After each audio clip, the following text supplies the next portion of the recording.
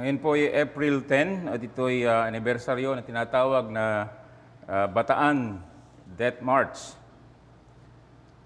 At nangyari noong 1942, dinanas ng ating bansa sa gera at halos 75,000 ng mga Pilipino at mga Amerikano nung bumagsak ang ating bansa sa kamay ng mga Hapon ay sila'y pinagmarcha, kaya tinawag na march, mula sa Bataan hanggang sa Cabanatuan. Marami ang hindi nakarating doon sapagkat isang beses lang silang kumain sa looban ng isang araw. Marami ang namatay. Death March. Isang banda na kikita natin sa serye ng ating pag-aaral sa pagpunta ng ating Panginoong Hesukristo doon sa Jerusalem, ng kanyang ipako ang kanyang paningin doon upang tuparin ang kalooban ng Ama ng pagliligtas ng mga makasalanan. At ngayong araw ng linggo ay linggo ng palaspas ng kanyang pagpasok sa Jerusalem. At nakita natin noong nakaraan kung paano ang ating Panginoon ay nilitis, kung paano siya ay inilapusta, kung paano siya ay hinagupit, kung paano siya ay pinarusahan ang ating Panginoong Hesukristo. At ngayon, sa teksto na binasa natin dito sa karugtong sa sulat ni Dr. Luke, isang magaling na historian na nais niyang patunayan sa buong daigdig sa lahat ng kasaysayan, walang ibang kaligtasan maliban sa Panginoong Hesukristo lamang. At so, kung kayo po ay ligtas na, purihin mo ang Panginoong Hesukristo. Ano man ang kalagayan ng iyong buhay. At kung hindi pa, yung mga nasa in-person, nasa online, ito ang pinakamalaking proyekto mo dapat, uunahin mo dapat sa iyong buhay. Na makilala mo ang tanging tagapagligtas ng iyong kaluluwa. Issue ito ng life and death, issue ito ng eternity. Eternity sa piling ng Diyos na walang hanggang at wala ng mga anumang dulot ng kasalanan. O eternity na umpisa lang ang mga kahirapan dito, umpisa lang yan, introduction lang yan, at yon ay walang hanggang. Kaya itong topic na ito ay aking sinadya. Lumundag tayo sa ating serya upang ating paalalahanan ng ating mga sarili na punong-puno na mga bagay dito sa sanlibutan na nagbibigay ng kabigatan sa puso, nagpapahina, nagpapadiscourage, nagpapadepress. Mayroon bang ganyan ng kalagayan ngayon sa umagang ito? At ikaw ay nagkiklaim na ikay mananampalataya, ikay anak ng Diyos. Alam na alam mo ang dahilan ng iyong pagiging anak ng Diyos ay itong dinanas ng tanging anak ng Diyos. Ang epekto nito ay eternity at walang sino man ang makasisira ng tipan na ito ng Diyos. So kaya mong lagpasan ano man ang iyong suffering na dinaranas ngayon. Sapagkat yan ang modelong ipinahayag sa atin ng ating Panginoong Hesukristo. Yan ang problema mo. Kung makalimot ka sa ginawa ng tanging anak ng Diyos, para ikaw ibigyan ng tunay na buhay. I came that you may have life. John 10 and verse 10. Upang kayo ay magkaroon ng tunay na buhay. Yung buhay na galing sa Diyos. Hindi mo yan matatagpuan sa sanlibutan. Kahit na ikay tambakan ng mga material na bagay at karunungan sa buhay, hindi mo makikita matatagpuan ng tunay na buhay. Yan ay galing lang sa tanging anak ng Diyos na nagbigay ng kanyang buhay. So dito sa ating serye, makikita natin sa umagang ito kung papaano ang ating Panginoong Hesus ay naglahad dito sa tinatawag na Via Doloroso nang siya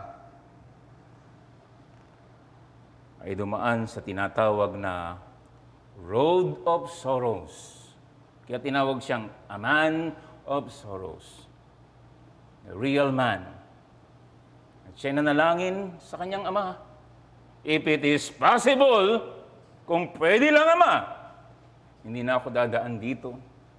Nasa kamay ng mga masama, higit sa lahat sa kamay ng kanyang ama, ibabagsak ang poot ng Diyos na mahal niya, na dapat ay para sa iyo at para sa akin.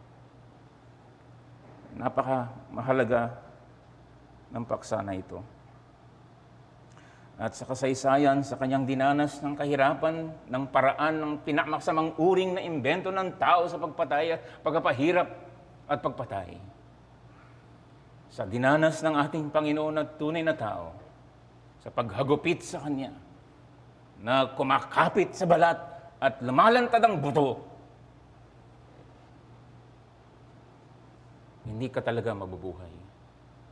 Ang lahat ng iyan ay ginawa ng ating Panginoon, bagamat siya ay tunay na Diyos at banal, banal, banal. Kung gusto mong alaman na mahal ka ng Diyos, huwag mong tingnan ng sarili mo, huwag mong tingnan ng bahay mo, bangko mo, kalusugan mo, bulsa mo, asawa mo, anak mo. Kung gusto mong malaman na mahal ka ng Diyos, pumunta ka sa bundok ng Kalbaryo, sa pananampalataya, dito sa aklat, banal na aklat. At sana lumago ka na hindi ka nag-aalinlangan palagi sa pag-ibig ng Diyos. May epekto yan sa pag-iisip mo, may epekto yan sa relasyon mo, lalo na sa kapatid mo, lalo na sa buhay bilang iglesia na mga samahan, na mga makasalanan at iniligtas sa dugo lang ng Panginoong Jesucristo. How come na hindi nyo ma-overcome?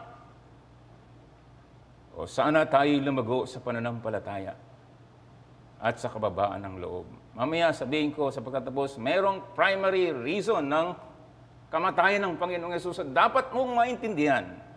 At meron siyang secondary na dapat nating ipinamumuhay sa ngayon. Pero ang mensahe gusto kong dalhin dito sa binasa sa atin sa chapter 23 ng Luke verses 26 to 56 ay ito. Ang Panginoong Jesucristo ay tunay na pinahirapan.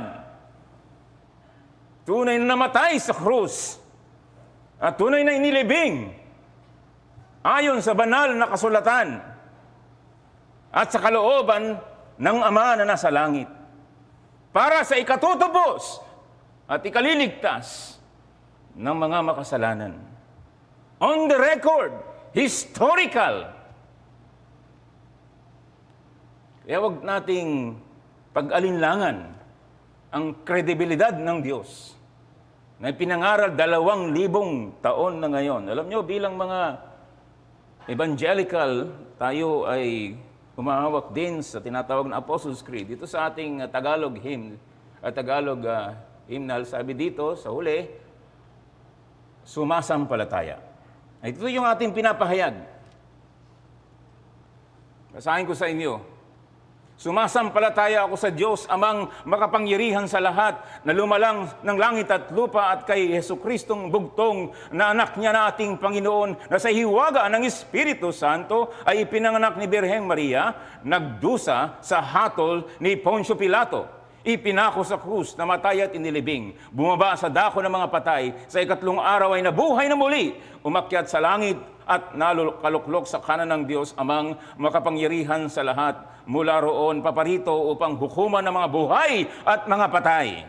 Sumasampalataya ako sa Espiritu Santo, sa banal na iglesyang pangkalahatan, sa kapulungan ng mga taong binanal ng Diyos, sa kapatawaran ng mga kasalanan, sa muling pagkabuhay ng katawan, at sa buhay na walang hanggang.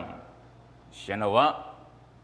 At bilang Reformed Baptist Church, tayo merong confession of faith, pagkapahayag bilang humahawak ng Diyos ay soberano sa lahat. At ang kamatayan ng Panginoon ay nasa kamay ng soberanong Diyos.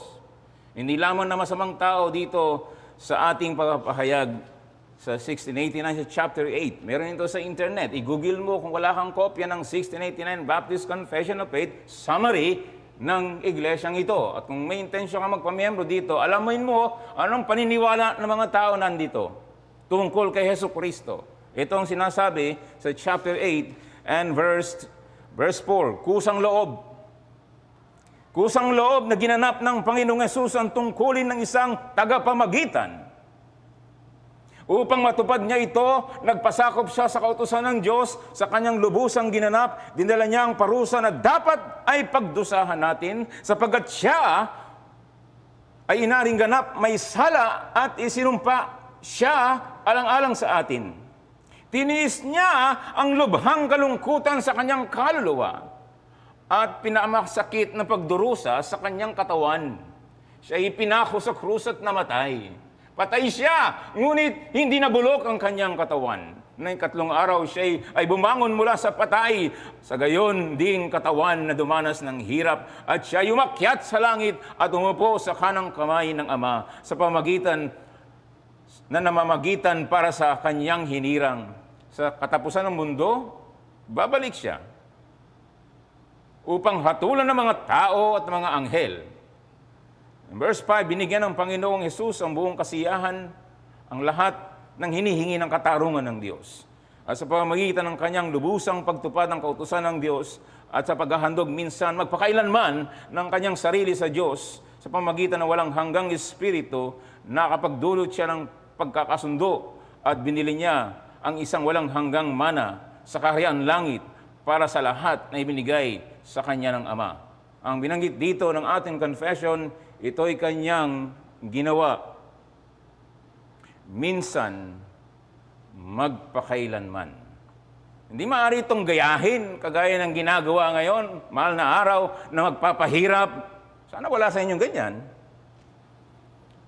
At magpapapako. At dahil pandemic nga, baka gawin pa rin nila na magpapako na naka-face mask.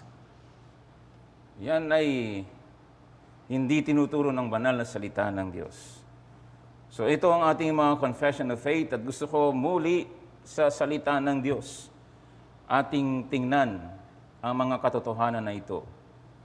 Ginamit ko ng mga material, yung aklat ni Kent Hughes, yung iba kay Warren Wiersbe, at yung simpleng outline na gusto kong sundan nito, number 1, si Jesus at si Simon. Number 2, si Jesus at ang mga babaeng sa Jerusalem. Number 3, si Jesus at ang dalawang kriminal. Si Jesus at ang kanyang ama. And then panghuli, si Jesus at si Jose na taga Arimatea. Una sa lahat po, dito sa verse 26, Lucas 23:26. Ano pong sinasabi ng salita ng Diyos para maintindihan natin ang lalim, ang lawak ng pag-aalay ng anak ng Diyos ng kanyang buhay upang ikaw ay bigyan ng tunay na buhay at makaiwas sa sumpa at hatol ng Diyos. Verse 20, verse 26, habang kanilang dinadala siyang papalayo, hinuli nila si Simon na taga Cirene, na nanggaling sa bukid, at ipinasan sa kanya ang krus upang dalhin kasunod ni Jesus. Wala siyang kamuang-muang na mangyayari ito sa kanyang buhay, ano? Sigurado alam niya mga nangyayari dito kung bakit nandyan sa Jerusalem. Baka siya ay siya ay nais na sumamba. Pero nakita niya at alam niya ito, mga paraan na ginagawa ng mga Romano sapagkat ang Romanong Imperyo ang sumakop sa Jerusalem. At isa sa mga pamaraan nila sa mga pagpapahiya, sa mga kanilang pinapako sa krus, yung gulpihin muna, sugatan, ipahiya, at pagbuhatin ng malaking kahoy.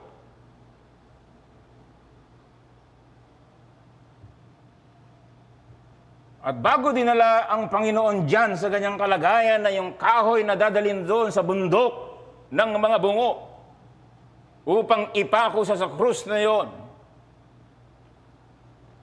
Nakita na natin kung paano ang Panginoong Hesus ay pinahirapan. Inalipusta.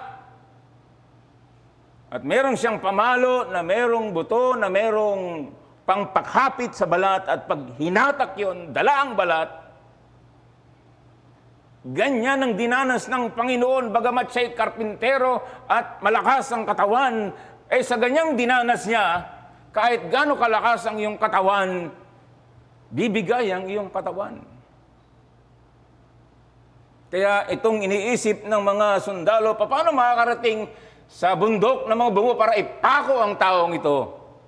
Sa tingin nila, hindi siya makakarating. Dito pumasok si Simon na Cirene, taga Simon of Cyrene. Yan yung legal na ginagawa nila kapag hindi na kaya itong criminal na ito, dadampot na lang kung sino dyan at ikaw ang magpatuloy. Hindi ka pwedeng umangal kaya nasa ilalim ng kanilang pamamahala. Imagine mo kaya ikaw yon. Ikaw yon na napadaan lamang. May binili na lamang na suka o toyo o kaya ay nakiosyoso lamang tapos ikaw ay kinuha para buhatin mo ito. Ano kaya ang ugali mo? Pero merong natutunan dito si Simon at si Rini. Sapagkat bago yon ay meron ng usapan sa mga alagad niya na si Pedro na siya'y handang sumunod sa Panginoon. Hindi niya iiwanan ng Panginoon. Ang Panginoon nagturo ang sino mang nais sumunod sa akin, tanggihan niya ang kanyang sarili araw-araw. Deny yourself every day. Then carry your own cross daily and follow me. And that means killing yourself. Kill your sin. Patayin mo ang iyong kasalanan dahil si Jesus ay namatay para sa ating mga kasalanan. Kaya sa namatay doon sa Kalbaryo dahil sa kasalanan mo, kasalanan natin. Kaya pag sinabi niyang follow me, and that means mortification. That means sabihin pagbabanal. That means patayin mo ang kasalanan, hindi binibaby ang kasalanan. Ang kasalanan ay pinapatay. Dahil papatayin ka ng kasalanan mo. Alam ng Panginoon kung ano mga kasalanang ginagawa mo ngayon. Alam ng Panginoon ang iyong kasalanan sa isip, sa salita at sa gawa. At pinapaalalahanan ka at pinapaalalahanan ako na parito ang Panginoon para matubos tayo sa kasalanan. Kasalanan na kagaya ng virus na pumapatay. Ang Panginoon ay nag-alin ng kanyang sarili at siya'y namatay upang ikaw at ako ay hindi nahatulan pa at magkaroon ng buhay na walang hanggang. At yan ang nakita nitong si Simon na dinidemand ng Panginoon. Literally, dinala niya itong mabigat na kahoy patungo doon sa bundok ng mga bungo, sa killing field para patayin. Nakita niya ang Panginoon na pinagbibintangan. Nakita niya paano tumugon ng Panginoon.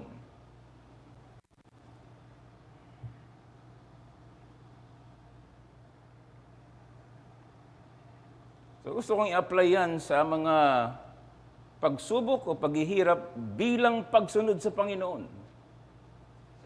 Madali ba maging Kristiyano? Masaya ba maging mananampalataya? Parang nahirapan kayong sumagot. Parang sinasabi mo, buti pa nung hindi ako Kristiyano, walang limitasyon. Kung kahit anong sabihin ko, anong isipin ko, anong gawin ko, okay, it's all right. Ba't ngayon ako'y Kristiyano na ang daing bawal? Siyempre, makipot na daan yun. Yung hindi mananampalataya na sa malawak na daan. Patungo sa kapahamakan, naintindihan niyo ba kung bakit namin kayo gusto maging mananampalataya, mga bata't kabataan at matatanda? Kung hindi kayo mananampalataya, kung hindi kayo Kristiyano, kung hindi kayo sumasampalataya dito sa anak ng Diyos na namatay, wala kang ibang patutunguhan. Nasa landas ka ng kapahamakan. It's just a matter of time. At kung ikaw naman mananampalataya, huwag ka namang out of focus. Hebrews 12, fix your eyes unto Jesus. Hindi siya pinanghinaan ng loob para sa iyo. Huwag kang mamuhay na parang pagano ka, nagsasabi kang Kristiyano, tapos sa iyong pananalita at pag-iisip at pamumuhay po kang pagano ka. Nawa tayo ay magsisi dyan. Napapahiya ang pangalan ng Panginoon. Remember this, ang buhay mo ay saglit lamang eh. And that means yung paghihirap mo ay saglit lamang. Ang mga temptasyon mo ay saglit lamang ito eh. Kaya nga nasasabi ng tao ng Diyos kagaya ni Pablo, for me to live is Christ and to die is gain. Kasi naintindihan niya ang kamatayan ng Panginoon at nangyayari na naman yan sa kasaysayan At tayo mga reform, mayaman ang ating kasaysayan sa mga ninuno natin at talagang nanindigan sa katotohanan. For example, tinawag na Charles Simeon, noong 18th and 19th century, dito sa mga history books na pwede niyong mabasa. Dahil gusto niyang ituro ang salita ng Diyos, gusto niya maging tapat. Ay, na-persecute talaga siya eh. Yung iglesia na kanyang kinabibilangan, ayaw na siyang pangaralan, kaya yung mga upuan ay nilagyan ng kadena. Kung gusto mo makinig sa kanyang pangaral, doon ka sa sahig. Napunta ba kayo dito dahil air condition? Napunta ba kayo dito dahil maginhawa? Konting hirap lang, ayaw mo na. Yung mga tao nakinig kay Charles Simeon, nakinig sila sa salita ng Diyos sapagkat gusto nilang makilala ang Panginoon. Gusto nilang maintindihan ang dahilan ng kaligtasan ng kamatayan ng Panginoong Yesus. Kaya nung sa panahon, na-depress din naman, hindi ibig sabihin na pastor hindi na-depress. Hindi naman kami yung mga bakal at bato. Ang daming alam nito sa Biblia, kaya ginawa sa kanyang damdamin na mabigat. Kinuha niya kanyang Greek Bible. At yung unang nabuksan niya, itong si Simeon. Nakita niya ito. At itong sinabi niya, it was the very word I needed. What a privilege I have the cross laid on me to bear it with Jesus. It was enough. I could leap and sing for joy. Let it on me, Lord. I cried, and henceforth I bound persecution as a wreath of glory round my brow. 50 years. Nag-ngaral. 50 years. Kahit may pagsubok sa buhay. How about you? O mga kapatid ko, matuto tayo dito sa natutunan ni Simon at Tagaysarini na walang kaalam-alam, walang plano sa buhay, pero kinuha siya. Hindi lingid yon sa kaalaman ng Panginoon sapagkat siya'y Panginoon. From eternity, itong taong ito ay maaaring pinili ng Diyos, kaya nga ang kaligtasan is sovereign work of God. Naging mananampalataya ito. At isa sa mga patunay dyan, yung sulat ni Marcos 15 verse 21, pinilit nila ang isang nagdaraang si Simon o Tagaysarini, ama ni Alejandro at ni Rufo, na nanggaling sa bukid upang pasanin niya ang krus. Roma 16 verse 13, batiin niyo si Rufo na hinirang ng Panginoon. Tatay niya yun eh.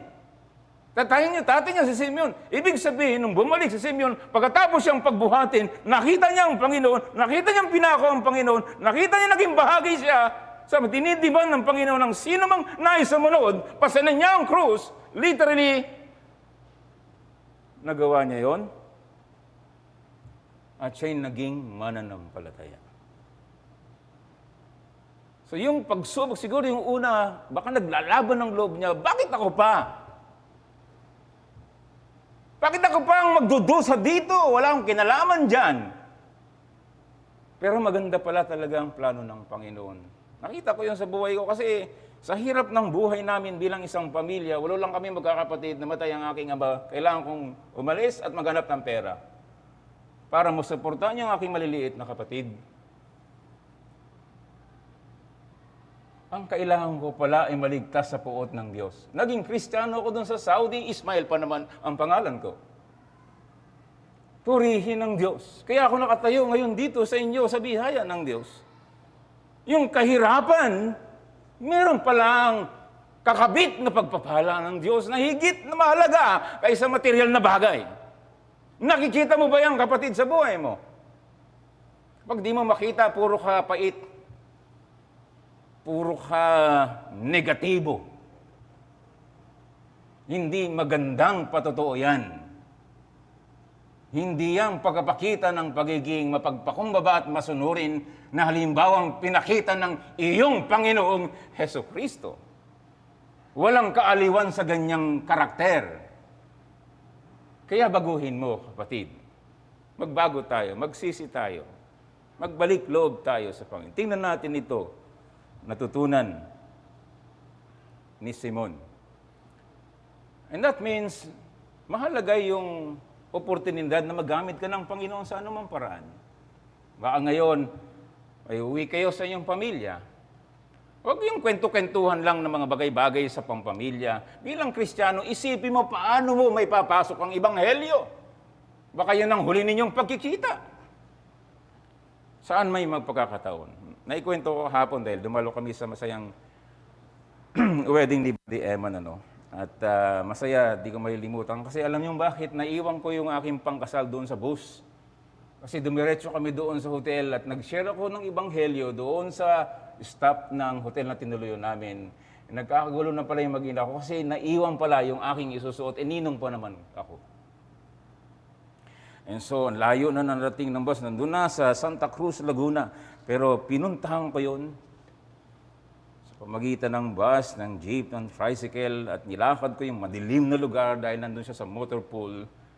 At nakuha ko naman ang aking isusuot sa kasal. At dahil alanganing lugar, sumakay ako sa tricycle at sa aking pagtatanong sa kanya, alam mo ba kung saan ka pupunta kung kayo mamatay? Hindi nga eh. Sabihin ko sa iyo, makinig ka. Basta nakatutok lang yung paningin sa kalsada. At bago makarating sa lugar, ay naipaliwanag ko sa kanya ang magandang balita, tanging paraan ng kaligtasan ng Diyos, hindi relihiyon, kundi relasyon sa tunay at buhay na Diyos. Nawa ang Panginoon sa pagkikita na gano'n na hindi na mauulit marahil, ay gamitin ng Panginoon, kagaya kay Simon, na siya'y maligtas. Ikaw, mga bata at kabataan na nandito palagi linggo-linggo, bugbog ka na sa pangangaral. Ano pang inihintay mo? Mas gusto mo ba sa hell? Mas gusto mo bang kasama si Satanas?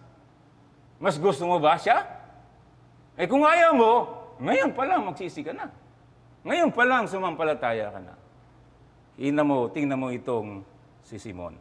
Number 2, sa verses 27 to 31, ito namang mga kababaihan sa Jerusalem, Nakita natin sa verses 27 to 31, siya'y sinundan. Maraming tao, mga babae, nagdadala mahati. Mga sincero ito. Mga sincero ito sa dinanas ng Panginoong Jesucristo. Nakalunos-lunos, siya pa naman ang pag-asa na inaasahan nila na magliligtas sa kanila bilang bayan ng Israel sa pagkakaalipin. Kaya merong mga pagdadalang mahati. Tingnan mo ang ginawa ng Panginoon. Bugbog sarado na, hirap na, pero nagmamalasakit pa rin. Nakikita mo ba yun? Hindi tumitigil ang Panginoon sa pagmamalasakit sa kanyang mga tao at sa pagharap niya, mahalaga itong sinabi ng Panginoon, verse 28 at sumusunod, humarap sa kanila si Jesus, sinabi, mga anak na babae ng Jerusalem, huwag ninyo akong iyakan. Kundi iyakan ninyo ang inyong mga sarili at inyong mga anak sapagkat narito, darating ang mga araw na kanilang sasabihin, mapapalad ang mga baog at mga tiyan na kailanman hindi nagdalang tao at mga dibdib na kailanman hindi nagpasuso at sila'y magpapasimulang magsalita.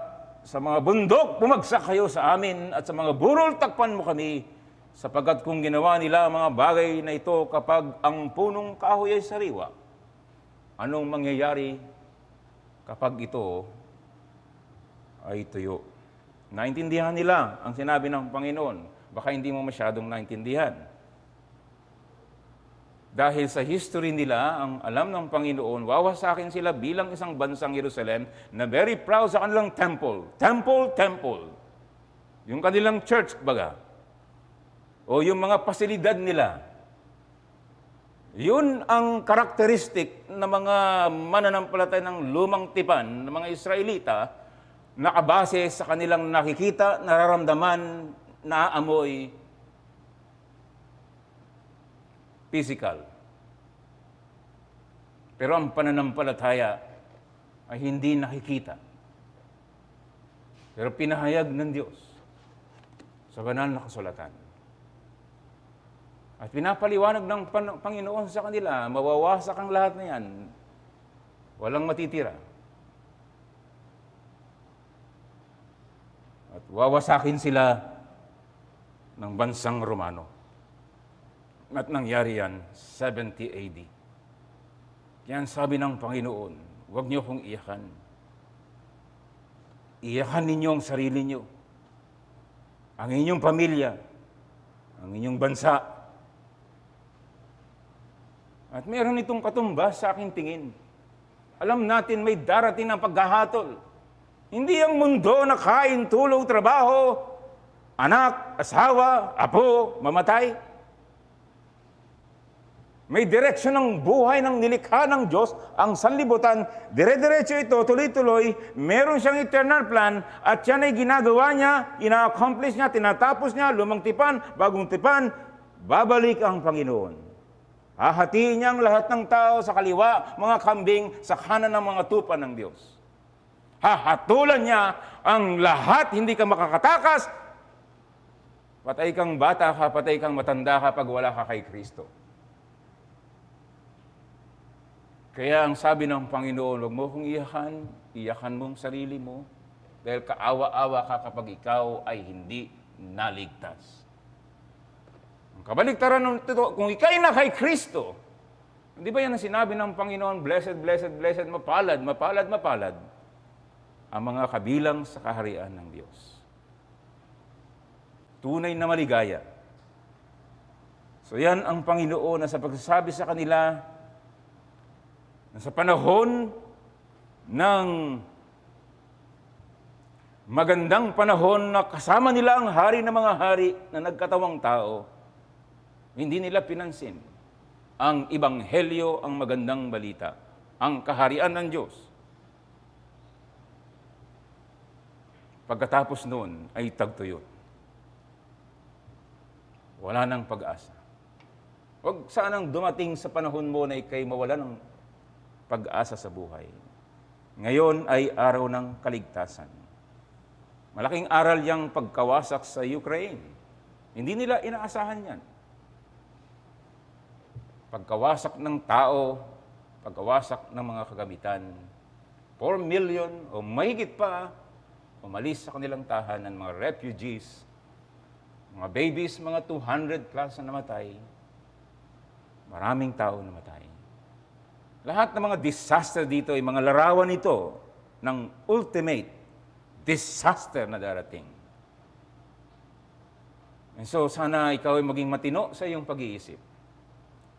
Sana ikaw ay maging matibay na meron tayong Panginoon na nagdala ng lahat ng ating kahirapan upang tayo magkaroon ng buhay na walang hanggang. Yung pangatlo dito ay magandang paglarawan dito yung dalawang masama sa buong buhay nila. Yung dalawang kriminal, sa verses 32 to 43, dinala rin upang patayin kasama nila ang dalawang kriminal na dumating sila sa lugar na tinatawag na bungo na kanilang ipinako sa krus kasama ng mga kriminal, isa sa kanyang kanan at isa sa kanyang kaliwa. Nakita natin dito kung paano ang Panginoon ay itinabi sa mga kriminal. Ibig sabihin, ang tingin sa kanya, kriminal din. Kaya nga siya pinatay. Dahil sa kanilang pananaw ng mga relihiyoso na panlabas, ang Panginoon ay may kasalanan, bagamat si Pilato nagsabi, wala siyang kasalanan, kaya sa hinatulan, itong politician naman na si Pilato ay binigay ang walang sala, pinagpalit sa may kasalanan, si Barabas.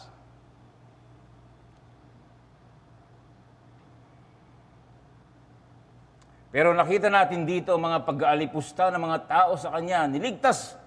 Sabi dito sa verse 35, ang mga bayan, sinabi na ligtas niya ang iba, ligtas niya ang kanyang sarili, kung siya ang Kristo ng Diyos, ang pinili.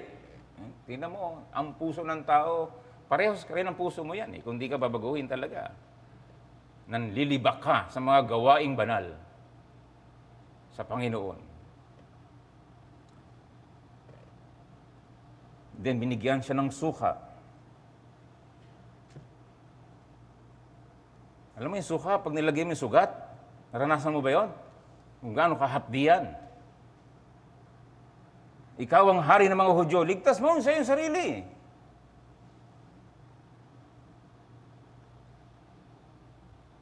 Kung ikaw ang hari ng mga Hudyo, I-focus natin dito sa dalawang kriminal, no? Ang dalawang kriminal. Kasi ang susunod na tanong ko dito, saan ka dito sa dalawang kriminal na ito? Ikaw ba sa kaliwa o sa kanan? Ikaw ba yung isa na naligtas? Ikaw ba yung hindi naligtas na matigas ang puso hanggang sa huli? Sagutin mo yan, ha? Kasi sinabi dito ng isa, isang kriminal. Hindi ba ikaw ang Kristo? Verse 39. Iligtas mo ang iyong sarili, ligtas mo rin kami. Pare-pareho silang nakahang at malamit ng mamatay. Ilang oras na lamang. Subalit yung isa, ito, tingnan mo mabuti, yung isa nagsabi, hindi ka ba natatakot sa Diyos? Yamang ikaw ay nasa gayunding hatol ng kaparusahan. Lakas ang loob niya, sabihin niya kasama niya, no? Sabagay, wala naman siyang magagawa, nakapako naman silang pareho. Sabi niya sa verse 41, tayo ay nahatulan ng matuwid sapagat tinanggap natin ng nararapat na kabayaran sa ating mga gawa. Subalit ang taong ito ay hindi gumawa ng anumang masama. Tingnan mo yung kasunod sa verse 42, sinabi niya, Jesus. Alam mo ba ibig sabihin ng Jesus? Matthew 1:21, tagapagligtas. Jesus, alalahanin mo ako pagdating mo sa iyong kaharian o sa paraiso. Kung may kaharian, may hari. Itong taong ito na huli na lamang, huling oras ng buhay niya, natanggap niya ang sagot ng Panginoon. Katotohanan, sinasabi ko sa iyo, ngayon ikaw ay makakasama ko sa paraiso. Buhat sa lupaypay na naghihingalo na anak ng Diyos, narinig niya ang pinakamagandang balita sa buong buhay niya na masamang pamumuhay. Narinig niya na makakasama siya na Jesus na tagapagligtas ng hari na mga hari na may kahariang walang hanggang. Yan ang pinakamagandang balita sa balat ng lupa. Narinig niya rin ng Panginoon na nagsabi, verse 34, patawarin mo po sila. Hindi nila alam ang kanilang ginagawa. Ang mga huling salita ng Panginoon ay kanyang narinig. Narinig niya mula sa anak ng Diyos. Kaya ang mga doubt niya sa kanyang puso, kahit sa ganoong pagkakataon, alam niya na ito ang tanging tagapagligtas. Ito ang Mesiya. Ito ang the anointed one. Ito lamang at wala ng iba. Alalahanin mo po ako sa iyong paraiso. Hindi niya sinabi, alalahanin mo na may magandang gawa din ako kahit paano. Alalahanin mo, kung iligtas mo ako, kung pwede, gagawa pa ako. Walang sinabing ganun. Alalahanin mo ko, ganun lang ibig sabihin, maawa ka sa akin. Maawa ka sa akin. Nakikita mo ba ang sarili mo nakahabag-habag? At tatanggap ka ng kahabagan sa Diyos na mahabagin sa lahat. Ito ang ating Diyos. Sa kanyang huling salita ay nagsabi, Diyos ko, bakit mo ko pinabayaan? At sinabi niya, naganap na. Ginanap ng Panginoon ang kanyang misyon, possible. Iligtas ang makasalanan sa pamamagitan ng kanyang kamatayan. Sila'y magkakaroon ng buhay na walang hanggang. Ito ang pag-asa ng bawat mananampalataya. Huwag mong hintayin ay kay gumaya dito na may huling pagkakataon. Hindi sigurado. Ngayon ang araw ng kaligtasan. Huwag mong hintayin tumanda ka. Huwag mong hintayin ay kay maghingalo pa. Ngayon ang araw ng kaligtasan. Mabuti kung bata ka pa, maligtas ka na. Kagaya ni Timoteo. Ngayon pa lang, nagliligtas ang Panginoon. Kahit anong edad, Kahit anong kasalanan ng iyong nagawa, kaya kang patawarin, kaya kang linisin, kaya kanyang tanggapin. Kaya nga nag-iimbita siya, lumapit kayo sa akin na nahihirapan dahil sa inyong mga kasalanan. Ako ang nagdala ng inyong kahirapan. Ito ang pag-asa ng bawat mananampalataya. At sa kasaysayan, nakita natin kung paano nagbigay ng kaaliwan kay Hugh Latimer noong 16th century at sa Nicholas Ridley na sa kanilang nais na pagiging tapat sa pangangaral ng salita ng Diyos, sila'y sinunog ng buhay. At nung sila'y tinatalian na, sinabi niya ni Hugh Latimer, "Be of good comfort, Brother Ridley, and play the man. We shall see this day light such a candle by God's grace in England, as I trust never shall be put out." And as the fire kindled, Ridley cried out, "Lord, into thy hands I commend my spirit. Lord, receive my spirit." Father in heaven, receive me. And kinain siya ng apoy at namatay. Pero puno ng kaaliwan, puno ng pag-asa, puno ng pagtitiwala. Hindi pa kayo dumadaan sa matinding pagsubok ng mananampalataya. Sa matuto tayo dito, mga kapatid ko kay Kristo, na tayo mga mapapalad. Si bayan ng Panginoon. Isa pa, si John Bradford, na sinunod din ng buhay, sinabi sa kanyang kasama na bata pa, "Be of good comfort, brother, for we shall have merry supper with the Lord this night." And then sila'y sinunog ng buhay. So mga kapatid ko, ano kaya ang last word na lalabas sa bibig mo? Ano kaya? Kung puro pait ka ngayon, pait din ang lalabas sa hinaharap. Kung ngayon naintindihan mo na ang ginawa ng Panginoong Jesucristo, ngayon pa lang lalabas na sa iyo ang pagpapakumbaba, ang pagsisisi, ang pananampalataya, ang pagtitiwala.